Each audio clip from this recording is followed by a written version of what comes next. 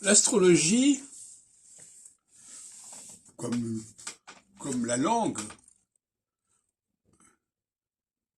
est un outil. Et qu'est-ce que c'est qu'un outil?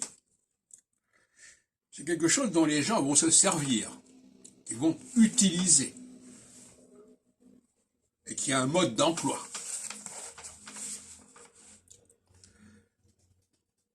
Autrement dit, quand je fournis un outil à quelqu'un, je ne sais pas ce qu'il va en faire. Je ne sais pas comment il va s'en servir. Et donc, celui qui fournit l'outil n'est absolument pas capable, n'est pas en mesure de dire ce qui va arriver à cet outil, quel usage en sera fait.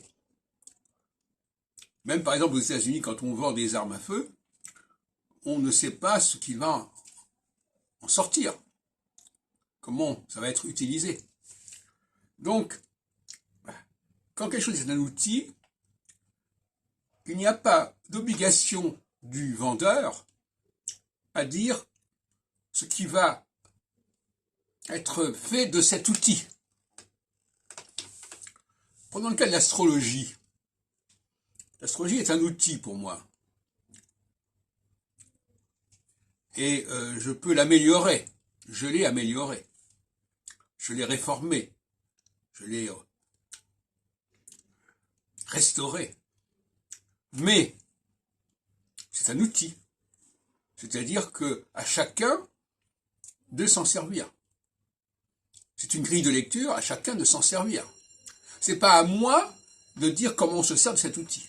Plus exactement, quelle application on fera de cet outil.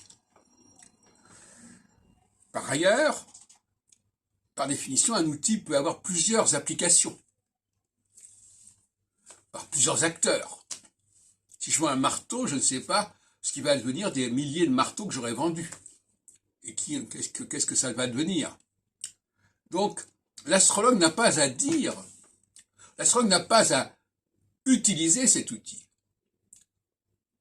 Il a à fournir l'outil, mais il n'a pas à l'utiliser parce que cette utilité, elle va prendre des formes incomparablement et infiniment multiples.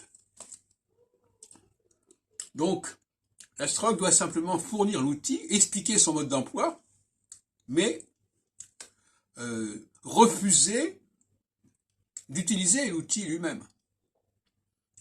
Il peut l'utiliser pour mettre au point l'outil, bien sûr, comme on utilise des voitures pour vérifier comment elles fonctionnent, etc.